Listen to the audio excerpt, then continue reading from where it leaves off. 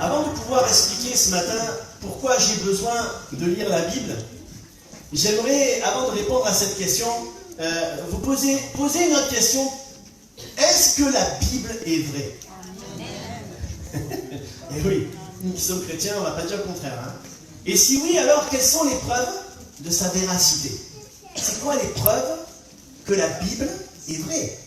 Puisque des gens disent, mais c'est des hommes qui l'ont écrit, c'est un courant de pensée, c'est toutes sortes de choses. Tellement d'objections, tellement de personnes sont capables de réfuter les Écritures par des raisonnements, des faux raisonnements. J'ai écrit quelques petits points et ensuite on va rentrer dans le vif du sujet. 40 auteurs différents dans une période de 2000 ans. Ce livre a une unité parfaite du début jusqu'à la fin. Chaque auteur, au moment où il a rédigé son livre, ne savait pas qu'il allait être incorporé dans ce livre extraordinaire qui s'appelle la Bible et que chaque écrit est un puzzle parfait avec une harmonie parfaite. Chaque auteur était loin de s'imaginer qu'il allait avoir un code qui allait être trouvé et que chaque mot est à sa place et ce code est parfait et si on enlève un mot ou on retranche un mot, ça ne veut plus rien dire. Je continue.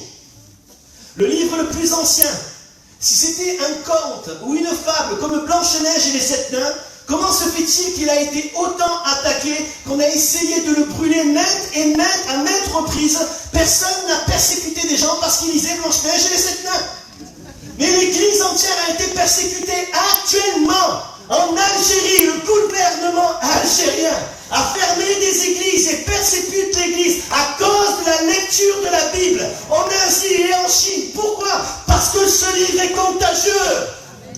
Parce que ce livre est puissant. Parce que ce livre, il inspire et transforme des vies. Amen. Je suis pas en colère, hein? Un peu peut-être? Oui. Peut-être une colère de Dieu parce que je me dis, ce livre est tellement attaqué, tellement persécuté. Vous savez, quand j'ai étudié la parole de Dieu, j'étais étonné de voir qu'on est capable de prouver archéologiquement, scientifiquement, par toutes sortes de manières que la Bible est vraie. Juste, je vous dis ça, mais ça met le feu quand même. Vous voyez, plus de 300 prophéties accomplies concernant le Christ. 700 ans, 1000 ans, 1500 ans avant. Alors que c'est que des hommes qui écrivent, mais inspirés de Dieu. Des hommes qui écrivent inspirés de Dieu. Mais ils écrivent comme s'ils étaient devant la croix, hommes de douleur, habitués à la souffrance, semblables à un agneau qu'on mène à la boucherie. Et Ésaïe va dépeindre tout ce qui se passe à la croix. Il joue au dé, tout ça, tout a été accompli. C'est le seul livre. C'est le seul livre archéologiquement parlant, avec tous les parchemins qu'on a trouvés, où il y a autant de preuves, bien plus que celui qui vient en second, où, avec les récits d'Alexandre le Grand, où ils ont trouvé juste 2 récits, et il dit c'est la vérité, on va faire un livre d'histoire. Mais nous, on n'a pas trouvé 2 récits, on a trouvé des milliers de parchemins qui disent la même chose. Tout on a trouvé archéologiquement parlant, il n'y a aucune preuve qui a été trouvée qui n'a réfuté, ou qui veut y contredire que la Bible n'est pas vraie. Au contraire, dans les endroits où c'est écrit, ils se servent de la Bible pour trouver des sites archéologiques. Scientifiquement parlant. La Bible parle de la rondeur de la terre, Ésaïe 40, 22. L'immensité quasi infinie de l'univers sidéral, Ésaïe 55, verset 9. La loi de la conservation de la masse et de l'énergie, 2 Pierre 3, 7. Moi aussi je l'ai découvert. Le cycle hydrologique, Ecclésiaste 1, 7. L'immense nombre des étoiles, Jérémie 33, 22. La loi de l'entropie croissante, Psaume 102, verset 26. L'importance capitale du sang dans les processus de la vie, Lévitique 17, verset 11. La circulation atmosphérique, Ecclésiaste 1, 6. Le champ de gravité, Job 26, 7. Et il y en a beaucoup d'autres. Alors ce qui est important, ce matin, c'est bien de savoir tout ça, c'est important quand même. Parce que ça vient ancrer encore plus notre foi. Tout démontre que la Bible est vraie. Je pourrais passer la journée à vous prouver que la Bible est vraie. Mais l'objectif de ce matin, c'est qu'au travers de ce livre, Dieu nous parle et que nous comprenions, frères et sœurs, l'importance de lire la Bible. L'ennemi sait que c'est la fin. Nous vivons les temps de la fin. Et dans sa stratégie, qu'est-ce qu'il fait? Il envoie toutes sortes de divertissements pour les chrétiens, afin qu'on ne lise pas la Bible. Si je ne lis pas la Bible, je ne suis plus en contact avec Jésus. Donc qu'est-ce qu'il fait le diable?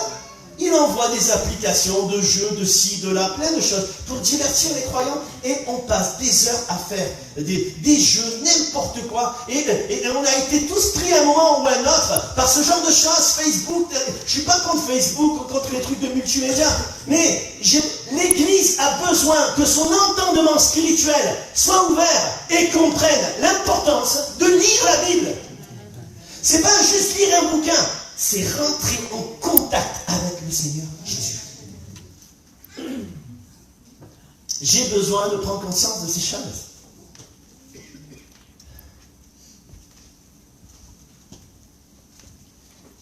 C'est quoi la Bible? Allez, pourquoi lire la Bible? Pourquoi?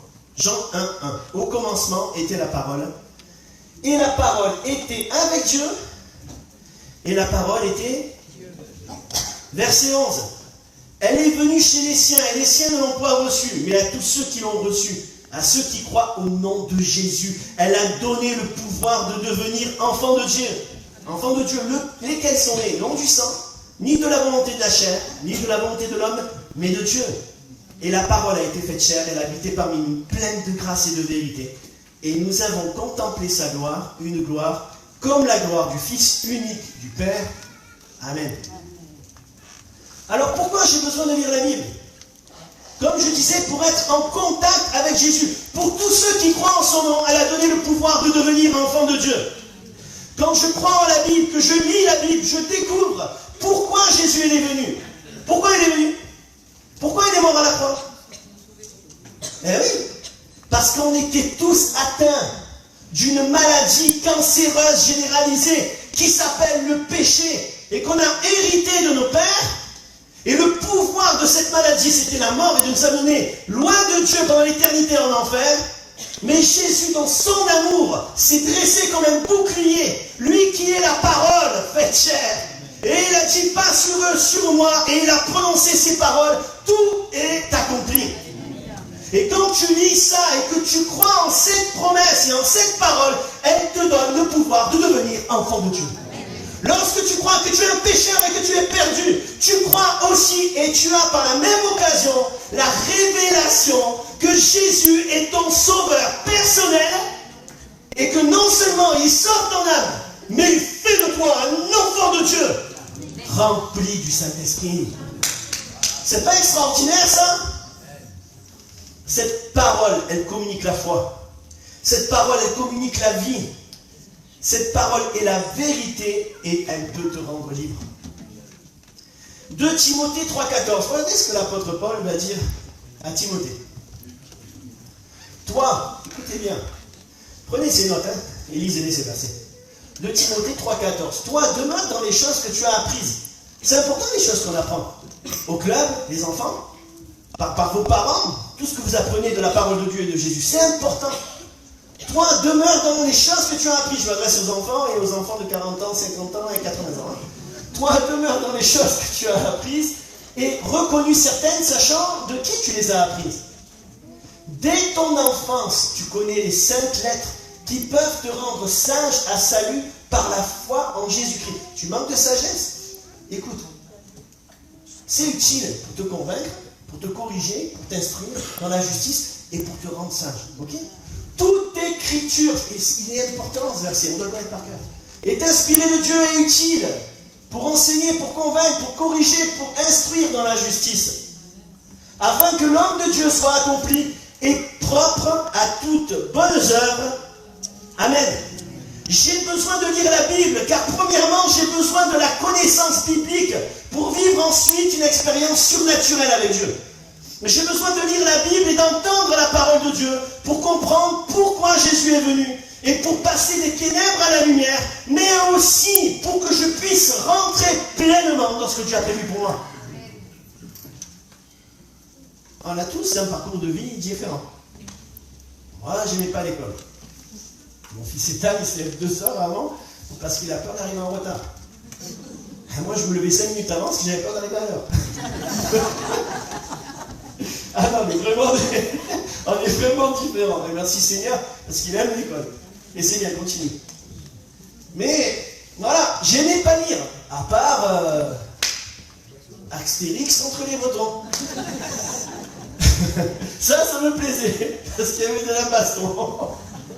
On est tous différents. En tout cas, j'aimais pas lire. Mais le jour où la parole de Dieu a pénétré mon cœur, j'ai dévoré les Écritures. Je parlais mal, j'insultais tout le monde, je pensais qu'à me battre. J'avais une vie dévastée par la colère et la haine. Et en lisant la Bible, le Seigneur m'a appris à aimer, à pardonner. Il m'a éduqué. Il m'a donné la sagesse dont j'avais besoin. La parole de Dieu est devenue mon pédagogue. La parole de Dieu est devenue ma source de bénédiction. Il m'a équilibré. Il a aplani mes sentiers. Il m'a montré ce que Dieu aime et ce que Dieu n'aime pas. Il m'a introduit dans la présence de Dieu par sa parole. Et m'a appris à aimer de plus en plus l'onction de Dieu, la présence de Dieu. Parce que sans l'onction, sans la parole, je ne peux rien faire. Jésus prononce des paroles. Il est la parole. Il dit à Pierre qui a galéré toute la nuit. Tu as galéré, tu n'arrives pas à pêcher, tu n'arrives pas à trouver du poisson. Mais moi je te le dis, jette du côté droit du bateau et tu vas trouver des poissons. Il va le faire. Et alors qu'il le fait, il vit la multiplication des poissons. Ils n'arrivaient même plus à monter le filet. Sur ta parole, je jetterai le filet. Sur ta parole, je prierai pour les gens et ils seront guéris. Sur la parole de Jésus, Lazare qui était mort est ressuscité des morts. Qui dit que ce livre et cette parole n'a pas d'autorité, n'a pas de force, n'a pas de puissance? Cette parole est puissante. Pour celui qui la lit. Pour celui qui la vit. Ça ne suffit pas de la lire, il faut la vivre. Mais avant de la vivre, il faut la lire. Parce qu'avec le temps, on a des trous et on ne sait plus vraiment si on connaît bien les versets. C'est bien de savoir, j'ai besoin de vivre. Je disais la parole de Dieu, c'est un contact avec Jésus. Je parle à Jésus quand je prie avant de la lire, la Bible. Vous n'avez pas remarqué qu'on n'est jamais fatigué pour jouer au jeu, pour regarder Netflix, pour regarder un film, pour aller à McDo, pour faire tout ce que vous voulez. On n'est pas fatigué. Mais dès que je dois lire la Bible, commencement était... Pourquoi? Parce que c'est spirituel. C'est spirituel. L'ennemi ne veut pas que tu t'instruises. Il ne veut pas que tu rentres en contact avec le Seigneur. Pourquoi il y a un appauvrissement parmi le peuple de Dieu? Parce qu'on lit de moins en moins la Bible. Pourquoi il y a des décisions mauvaises qui sont prises? Parce qu'on ne lit pas la Bible. Quand tu lis la Bible, moi et ma maison, nous servirons. C'est écrit comme ça? Est-ce qu'il y a marqué, moi et ma maison, nous prenons des décisions pour ne pas servir l'Éternel? On mettra nos enfants au foot, on mettra nos enfants au rugby. Je ne dis pas ça pour ceux qui sont au foot. On a le droit d'avoir une profession de footballeur et d'être chrétien. Mais je dis, quand on est enfant, on doit mettre au sein de notre famille la parole de Dieu. Qu'est-ce que dit la parole de Dieu? Ce n'est pas juste des préceptes pour empêcher les gens de s'épanouir ou d'être heureux, mais au contraire, la parole de Dieu, elle me rend heureux. Et elle est ma protection, elle est ma bénédiction au sein de la famille. Lisons la Bible et nous saurons qu'est-ce que Dieu attend de nous et quelle est sa volonté.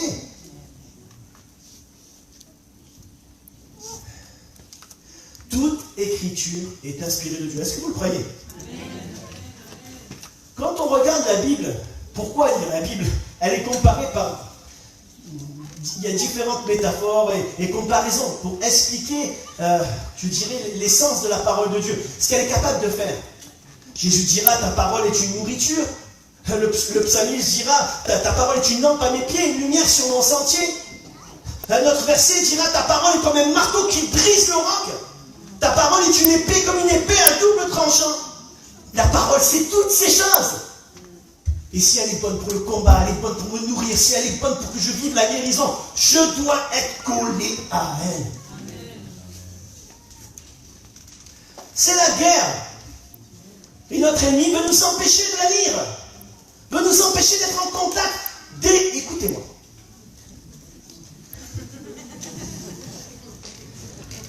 Des gens meurent. Et frères et sœurs, aujourd'hui, des gens meurent pour pouvoir lire 2 feuilles de la Bible. Parce que c'est interdit dans leur pays d'avoir la Bible, parce qu'ils ne peuvent pas avoir la Bible. Et certains ont trouvé une feuille comme ça, ils la gardent précieusement, comme étant le trésor le plus inestimable, le plus important de leur vie. Et ils la lisent, ils la lisent, ils la lisent, ils la lisent, ils la lisent encore. Et si une feuille est capable de changer tout un village, alors imaginez cette parole de Dieu, le pouvoir qu'elle a. Il y a un pouvoir puissant dans cette parole. Je dois avoir un profond respect de cette parole. Et lorsque je l'ouvre, je ne vois pas un livre comme les autres. Je vois une épée dans ma main et qui démontre à l'ennemi. J'ai quelque chose de plus puissant que la force que tu as entre tes mains. J'ai la parole de Dieu, qui est une épée à double tranchant.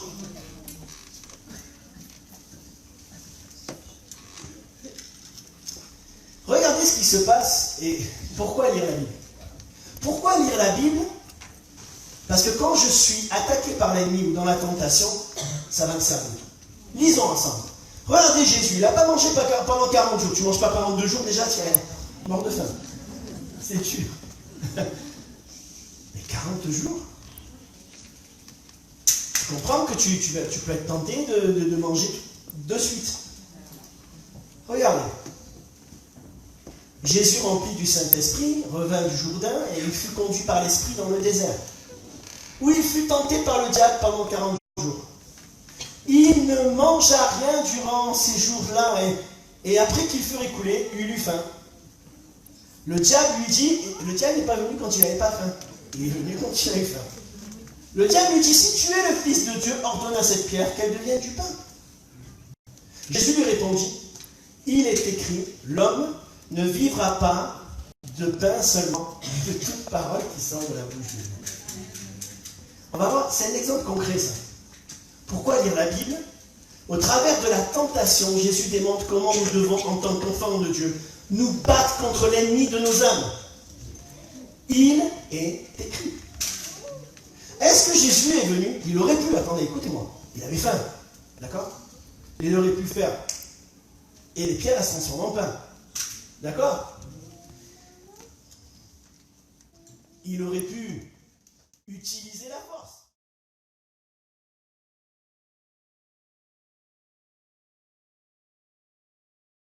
Et pourquoi ils ne le reconnaissent pas? Parce que la Bible dit que Jésus a pris une autre forme. Pourquoi? Parce qu'il aurait pu se présenter, Jésus, et arriver. Oh les copains, c'est moi, je suis ressuscité. Il n'aurait pas pu le faire ça? Oh les copains, c'est moi Jésus, je suis ressuscité. Au nom de Jésus, maintenant, ne soyez plus tristes. Il n'aurait pas pu faire ça? Mais pourquoi il n'a pas fait ça? Écoutez bien. Ô homme sans intelligence, qui êtes lent à croire ce que les prophètes ont annoncé. Et la Bible nous dit qu'il va citer les Écritures sur tout ce qui le concerne, du début à la fin. Et eux-mêmes, ils vont confesser une chose.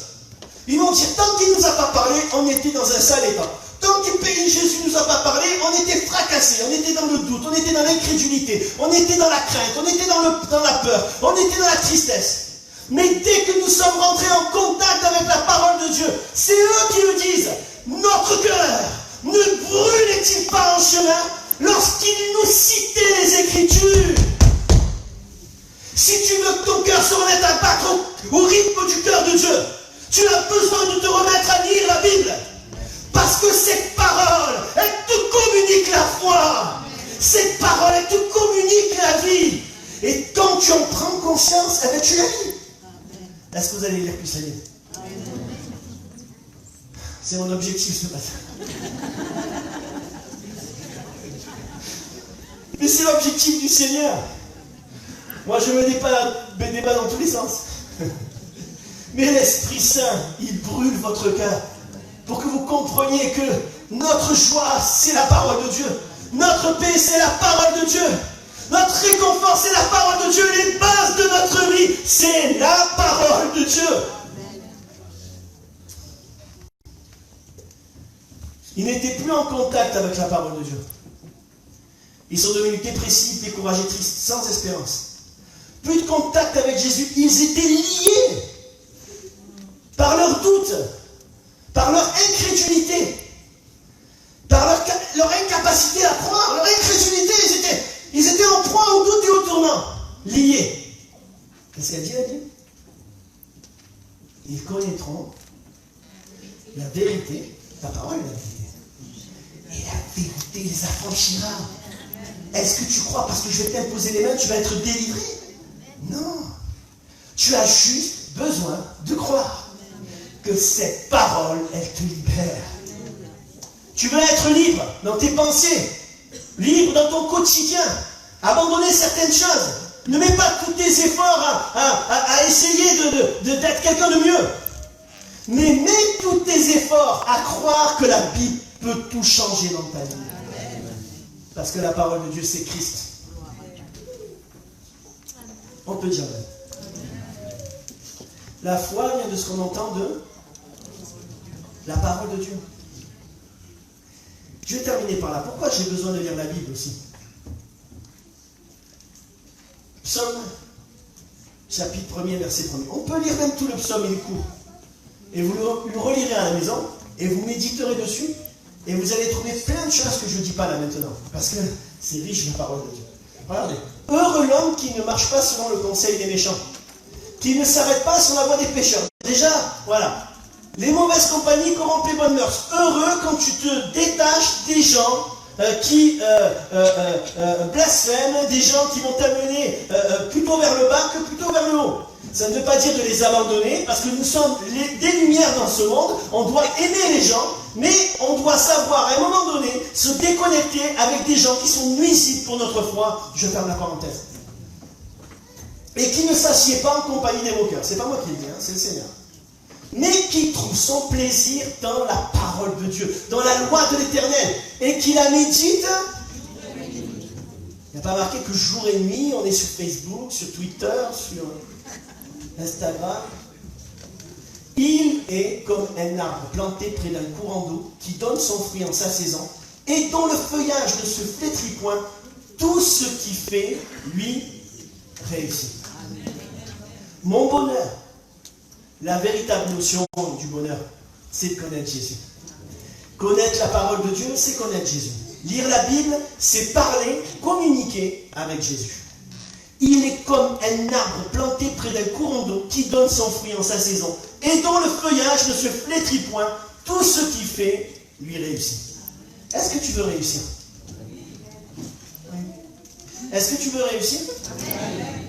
Lis la Bible.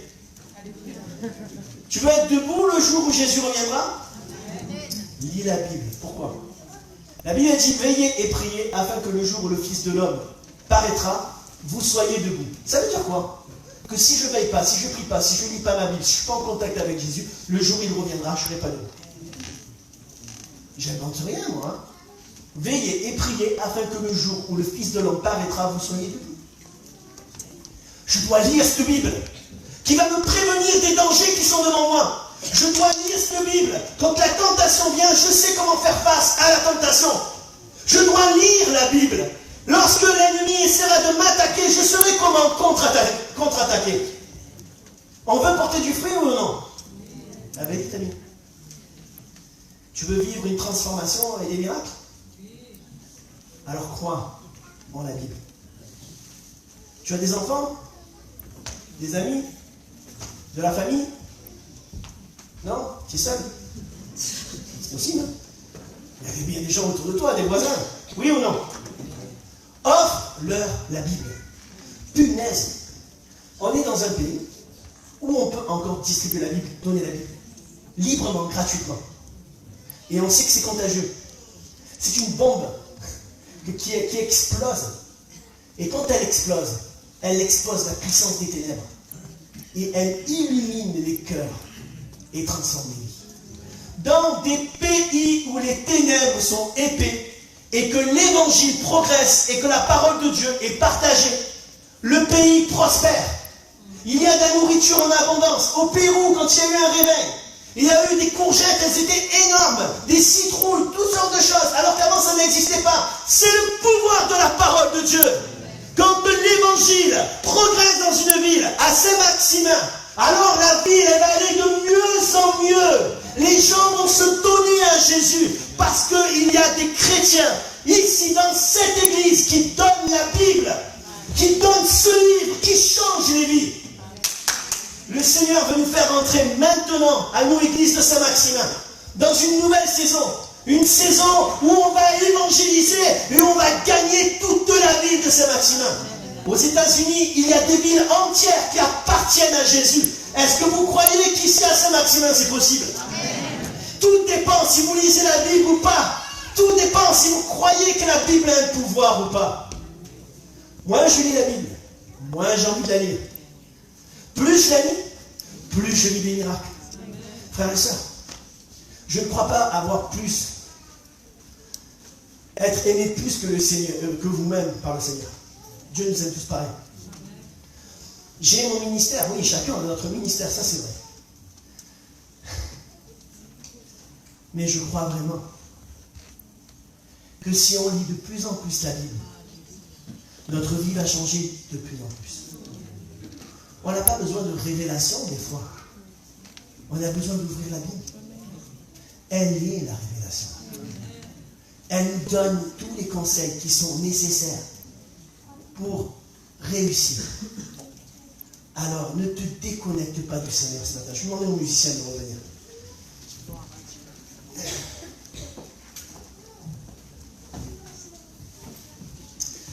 J'aimerais ce matin, avant que tous on puisse élever notre voix vers le Seigneur.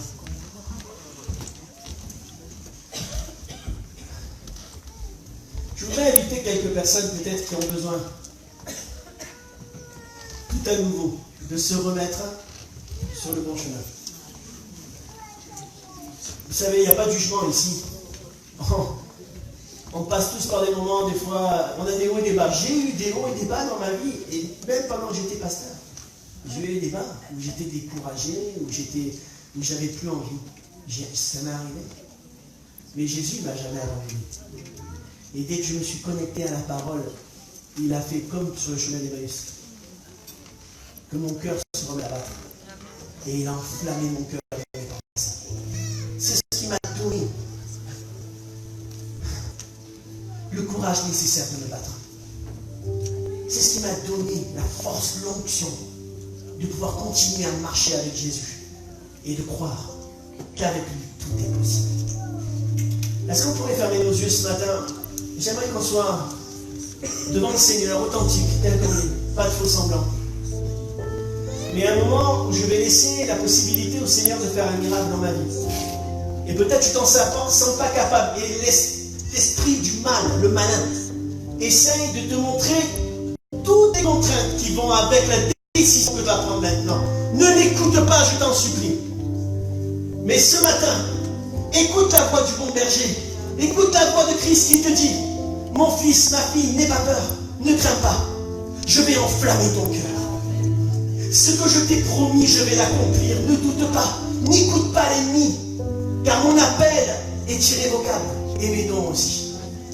Je voudrais inviter ceux et celles maintenant qui ont besoin de la prière, qui ont besoin de se reconnecter avec le Seigneur ce matin, qui ont besoin d'être renouvelés dans ce désir de lire la Bible, de voir dans la Bible vraiment une nourriture, une puissance qui va vraiment changer notre quotidien et notre entourage.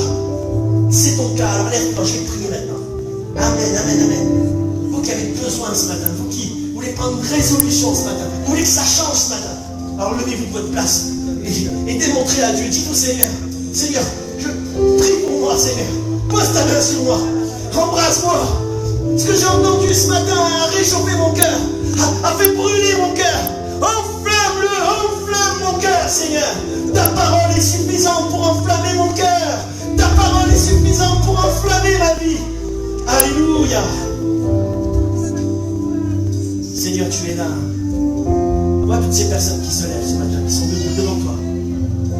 vois ce désir, Seigneur Jésus, d'être collé à ta parole, de lire ta parole.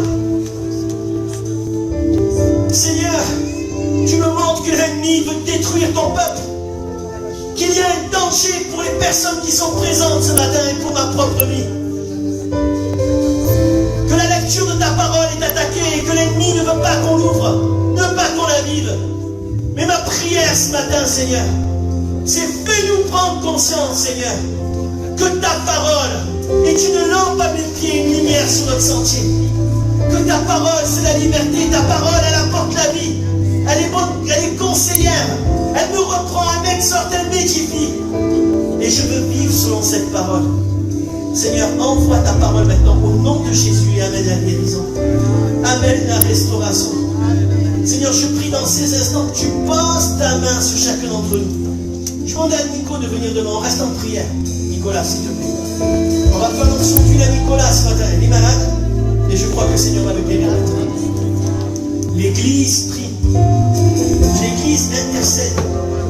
On se réjouit avec ceux qui se réjouissent. Et on intercède lorsque quelqu'un est malade. Nous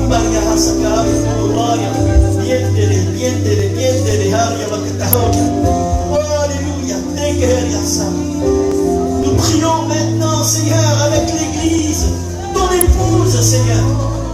Et demandons à la maladie de disparaître et de reculer au nom de Jésus. Confirme ta parole, Seigneur. Ta parole est la vérité, Seigneur. Et ton onction est puissante. Dans le nom de Jésus, nous croyons la guérison de Nicolas maintenant.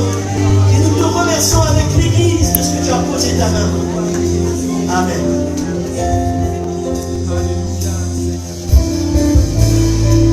Vous pourrez se lever, on va louer le Seigneur ensemble. Demandez aux frères qui sont prévus ce matin pour la Sainte Seine, faites passer le pain et le vin. Et alors que tu es là ce matin, tu vas prendre ce pain, tu vas prendre ce vin. Que tu puisses dire, Seigneur, toutes ces choses, c'est grâce à toi. Dès que je lis ta parole, ça rafraîchit mon âme, ça rafraîchit mon cœur. Et tu dis dans ta parole, faites ceci en mémoire de moi. Parce qu'à chaque fois que vous prenez ce pain et ce vin, vous annoncez ma venue. Jusqu'à ce que je vienne.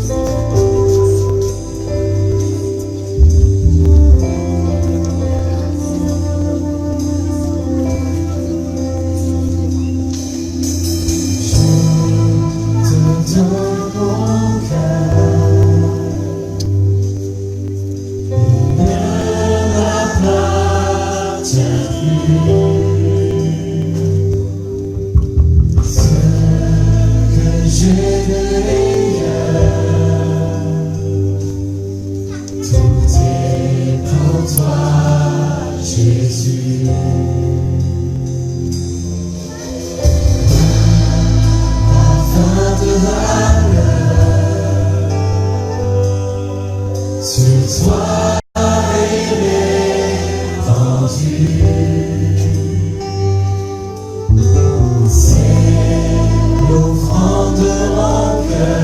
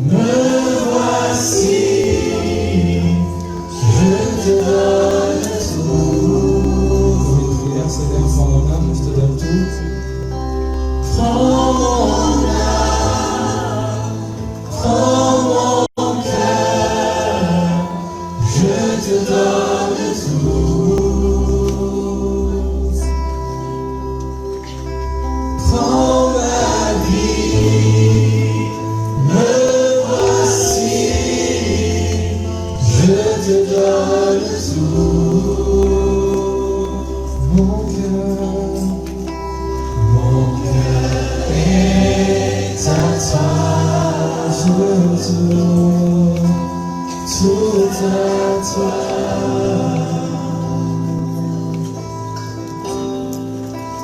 Mon cœur est à toi.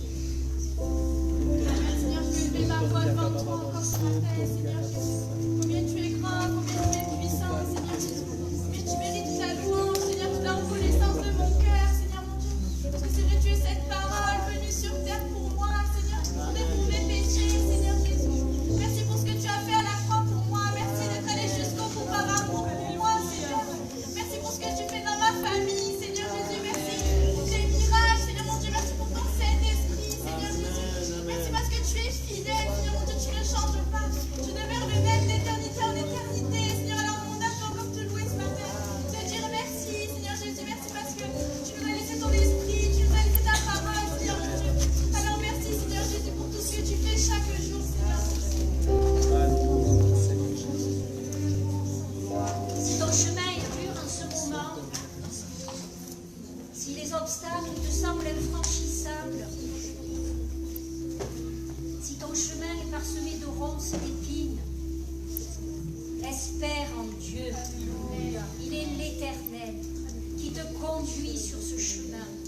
qui te garde et qui te protège, qui prend soin de toi. Espère en lui. Il t'ouvre ses bras d'amour pour que tu te réfugies en lui. Ne t'inquiète pas, il est là avec toi. Si tu passes par l'épreuve, si ce chemin te semble si dur, ne t'inquiète pas, parce que tu arrives au bout du tunnel. La lumière est là. Alors, laisse-toi envahir par cet amour de ton Père céleste qui ne t'abandonne pas, qui prend soin de toi.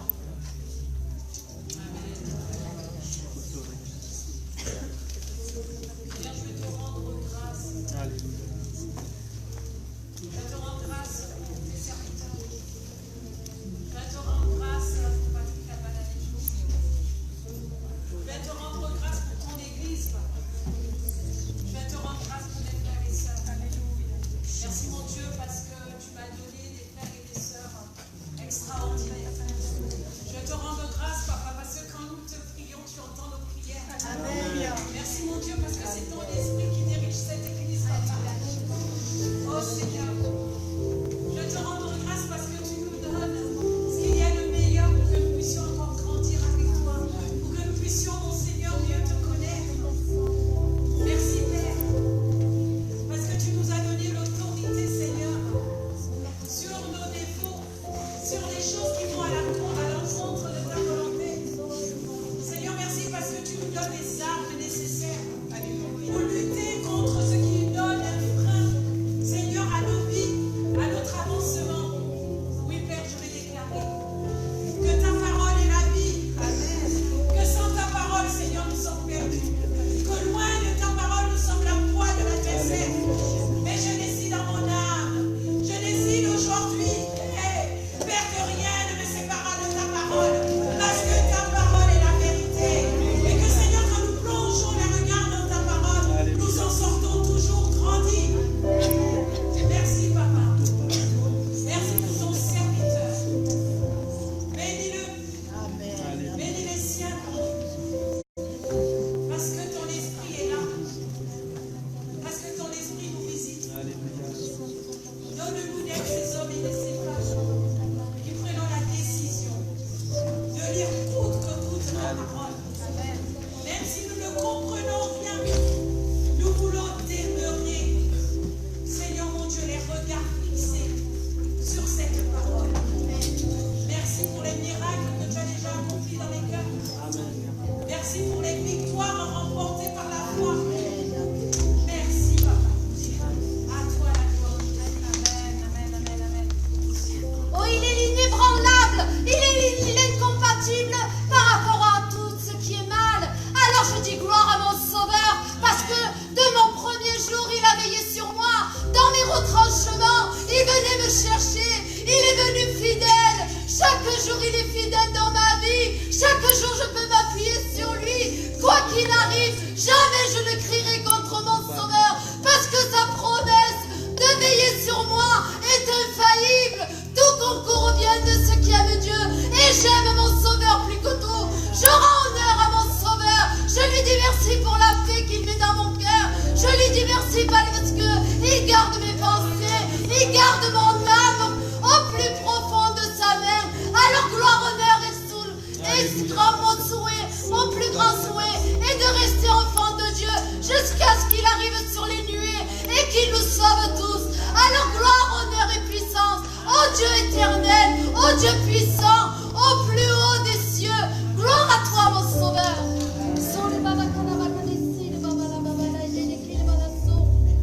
La joie est en toi ce matin. En rentrant, tu t'es dit, je ne suis pas heureux, je suis pas heureuse. Mais le Seigneur te dit que cette tristesse, elle est terminée. Qu'il te donne la joie ce matin. Tu entendras des fois des personnes, même de ton entourage, qui viendront te dire, ça ne sert à rien ce que tu es en train de faire. Mais reste ferme. Parce que le Seigneur va faire de ta vie une vie glorieuse, une vie qui impactera sur les autres. Rien n'est terminé dans ta vie. Reçois la joie que le Seigneur te donne ce matin et marche dans la paix. Que tout ce qu'on te dira, tu puisses l'enlever et te remettre dans ce que tu auras entendu par la parole de Dieu. Le Seigneur va te parler avant que cette journée ne termine sur ce que tu as reçu et tu seras conforté et tu te diras oui, le Seigneur est grand.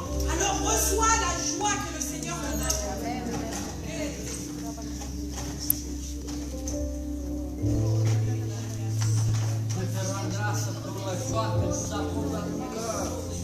Je te rends grâce pour ta parole révélée. Je te rends grâce pour ta parole prêchée ce matin. Seigneur, qu'elle annonce de nos corps, qu'elle puisse nous faire plonger dans cette immensité de ta parole, qu'on puisse la discerner, qu'on puisse t'honorer tes qualités, qu'on puisse faire ta volonté, Seigneur. Merci, merci pour tous mon frère et tous nos pasteurs ici présents. Merci de la façon que tu te révèles à chacun. Merci pour ton amour, pour ta fidélité, pour la joie que nous avons d'être dans ta présence. Merci pour ton amour qui ne dure jamais. Merci pour tout ce que tu es. Au nom de Jésus, sois glorifié. Amen. On âme te loue ce matin parce que tu as su, Seigneur, me ramener à toi. C'est un privilège de lever ma voix et de te glorifier. Car, Seigneur, mon âme a besoin de toi. Alléluia. Restaure-moi, Seigneur, parce que tu sais tous les plans que tu as prévus pour moi. Que toute la gloire te revienne ce matin. Alléluia, Seigneur Jésus.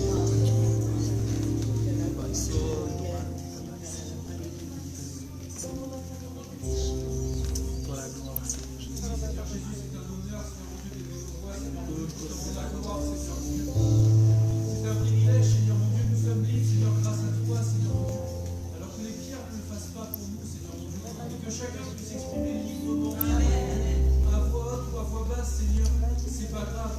L'essentiel, c'est que les regards soient tournés vers toi, Seigneur mon Dieu. Merci pour ton amour, Seigneur mon Dieu. Merci parce que tu as tout accompli, Seigneur mon Dieu, et tu es venu nous chercher individuellement, Seigneur Jésus. Gloire à ton nom, Seigneur Jésus. Merci pour chacun, Seigneur mon Dieu. Merci pour ta parole, merci pour tes serviteurs, Seigneur mon Dieu, qui nous révèlent, Seigneur mon Dieu, encore ces choses-là, Seigneur mon Dieu. Merci pour cet amour, Seigneur mon Dieu, éternel. Merci pour la vie éternelle, Seigneur Jésus. Bénis chacun, Seigneur mon Dieu, que ceux qui ne te connaissent pas puissent avoir encore accès à toi, Seigneur. Que tu puisses sauver une seule vie supplémentaire, Seigneur mon Dieu. Un seul être, Seigneur mon Dieu. Mais combien c'est important à tes yeux, Seigneur mon Dieu. Nous l'étions il y a quelques jours, il y a quelques mois.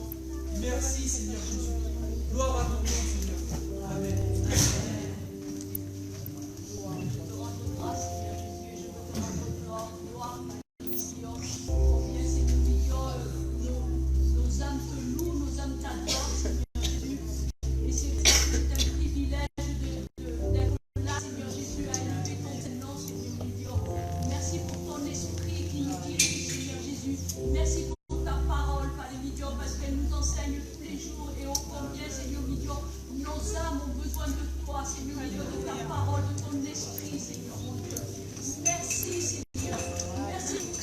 Alléluia. Amen, amen, amen. Merci pour les victoires, Seigneur. Alléluia. C'est la prière, Seigneur, million d'hommes radicaux, Seigneur mon Dieu. Bénis-le encore, Seigneur Jésus. Avant de celui, Seigneur mon Dieu. Merci, Père, pour tout ce que tu m'as encore apporté, Seigneur mon Dieu. Merci pour ton esprit, Seigneur Jésus. Je te rends grâce et gloire, Seigneur mon Dieu. Merci, mon Dieu, mon roi. On peut se lever ensemble. On va passer pour les offrandes. Merci Seigneur pour ta parole.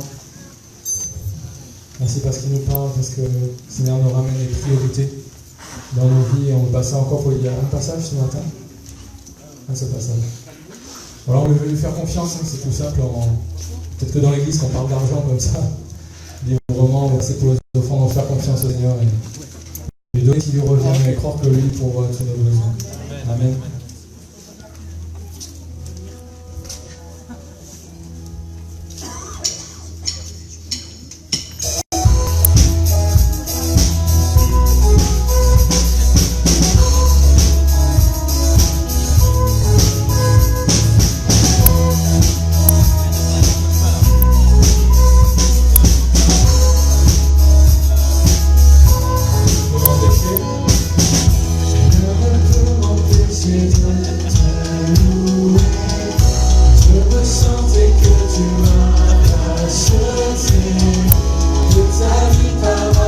Jésus.